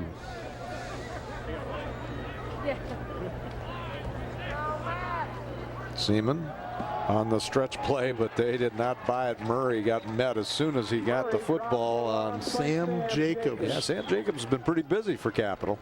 That's that very good linebacker. 3rd down 7. All conference selection. 39-yard line. And came up and made the play in a hurry. And it's going to bring up 3rd and long again, but Seaman has done a great job today on 3rd down. Mount Union heading into this quarter 6 of 10 on 3rd down on the day. So great job making things happen. This one will be a 3rd and 7. Depending what they get on this, this could be 4 down territory. Seaman wants to throw. And does to the left side. There's Miller making a good move to get the first down and more to the 27-yard line. First down, Kyle Miller. Yep.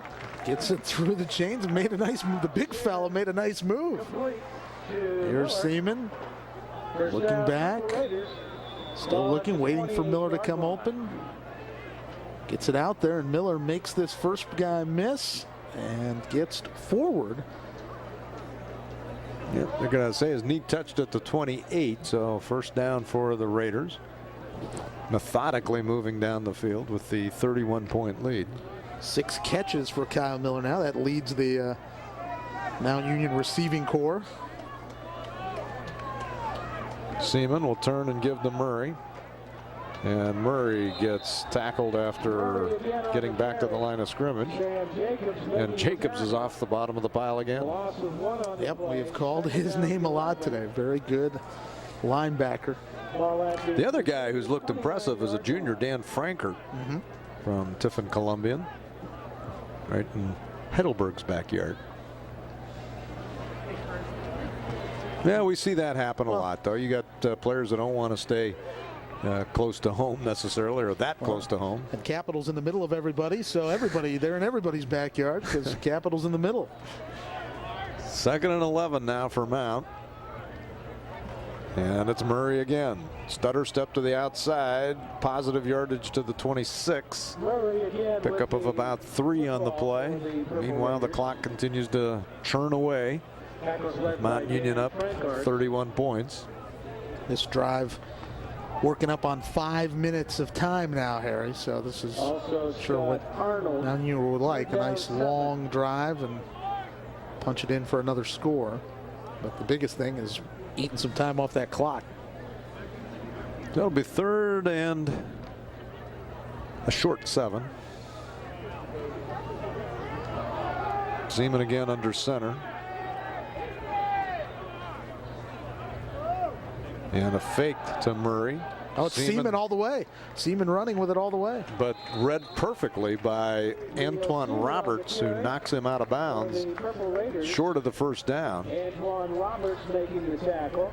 I think Mount Union thought they saw Capital crashing the line of scrimmage, trying to stop Murray, and thought maybe rolling Seaman out on the naked bootleg, and quickly was picked off there by Antoine Roberts, who's a freshman defensive back from Lithonia, Georgia. So came a long way. 4th and 5 at the 23. Capital wants a timeout. Yep, Crusaders call timeout. Timeout, Capital. Talk this one over with 7:40 remaining in the 4th, and Mount Union leading 31-0. We'll be back after this timeout. Well, Purple Raiders went over to Coach Larry Karras to talk things over. Crusaders called the timeout on defense, but 4th and 5 at the 23. Let's see what the Raiders come up with. Empty backfield. Seaman spreads everybody out.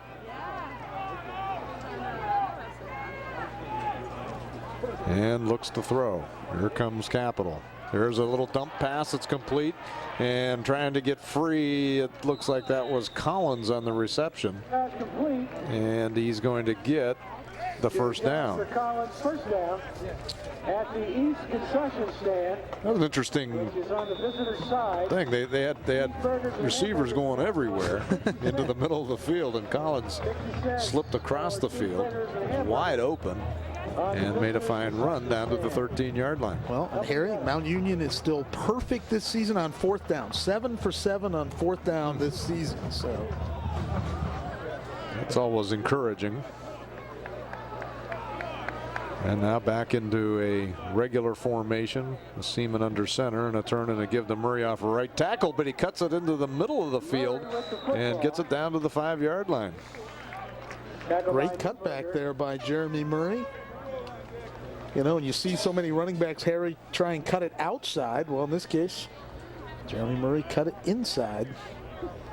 Read it well and followed a fine lead block there from John Nikolazakis. Final score, Syracuse. We got our Nikolazakis mention in for the week, so the Nikolazakis family in Cambridge can rest easy. He's a great player, and he eats a lot of pasticcio and spanakopita. I can tell you that right now. Second down.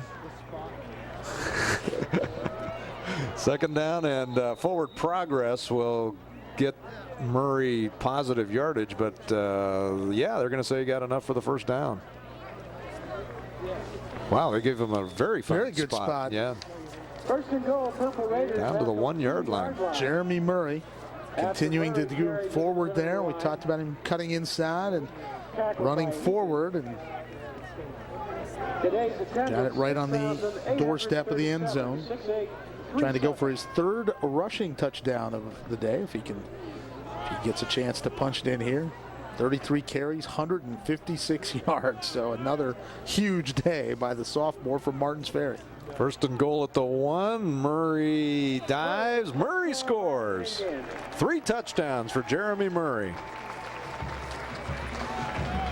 Wow, what a story, Harry. I mean, a guy that has, not necessarily come out of nowhere, but now he's going to be in line to be one of the leading rusher in the Ohio Athletic Conference. And here he goes. He takes the ball up the right side, right in the middle, and touchdown. 3rd rushing touchdown of the day for Jeremy Murray. Played on Mount Union's JV team a year ago, but now he is in prime time. And Almeida drills the extra point. Mount Union goes up 38-0. You know, the thing about Murray, and you can't help but make the comparison, we'll talk about it after the break, but he has come on strong mid-season and hopes to be going strong beyond that. So here we are, 38-0 with 5:35 remaining in the 4th quarter, back after this timeout. Well, there you see the press box side, the open stands, and it's 38-0 Mount Union as Almeida tees it up.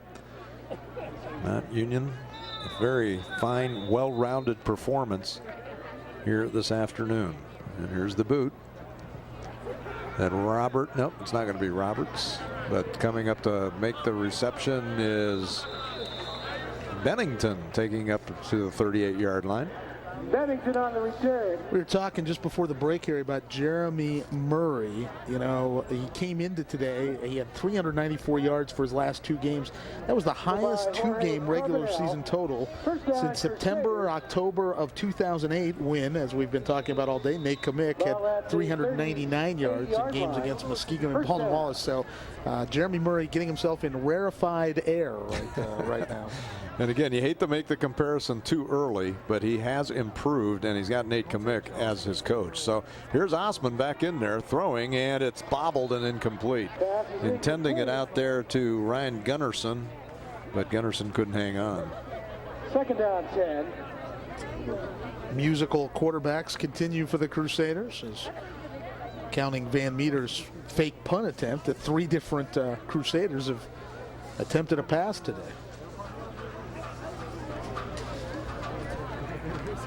It's still just 54 yards passing for the Crusaders. Here's a turn and a give on the end around, and it's going to be Bennington getting maybe a yard, but maybe not. Looks like it's going to be no gain on the play. Jack LaForce comes in there and makes the tackle, number 41 there. He's a 6'1" junior from Vermilion, as Bennington tries to stretch it out outside, and Jack LaForce does a good job getting through the blockers and blowing that play up. And number 41, significant. He wears that for a late cousin of his who passed away of cancer. So it's a great honor that he wears that number for. 3rd and 10.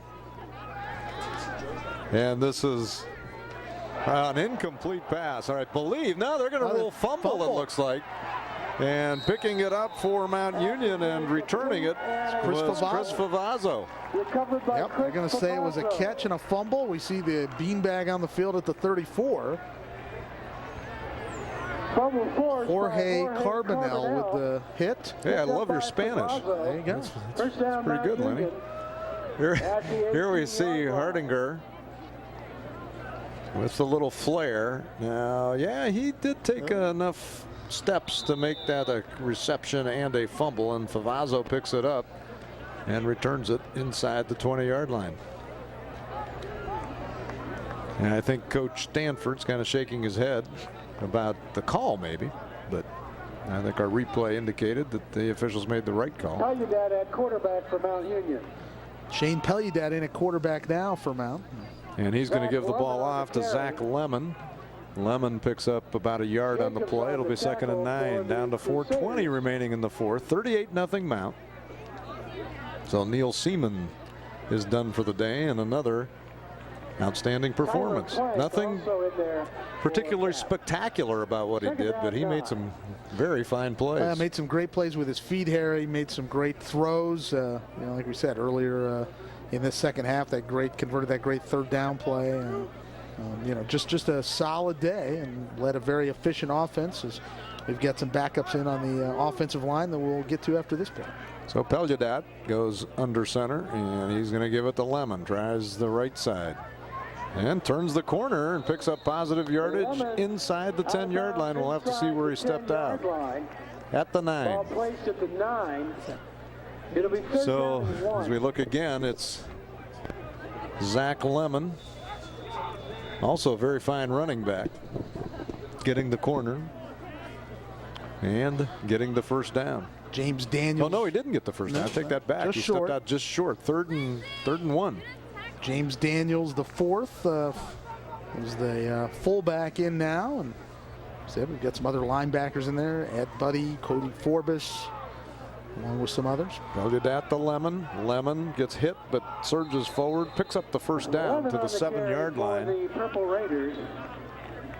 Mac Nicely in there as well on the offensive line. Rick Antelli's been in there. So for a 1st down. Good chance now for some guys to get some playing time here in the last few minutes here.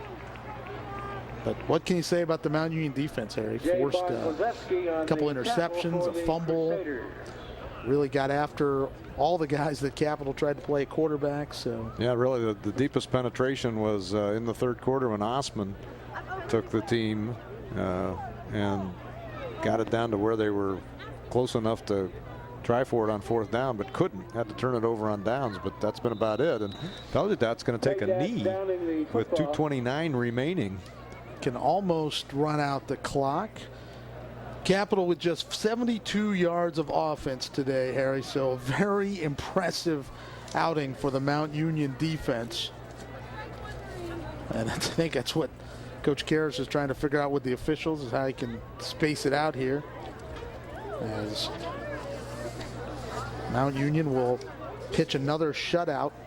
But again, this is Coach Karras at his best, you know, in terms of the sportsmanship, and how many times has Mount been way ahead of other teams, and you know, you've seen various ways to kind of hold things up.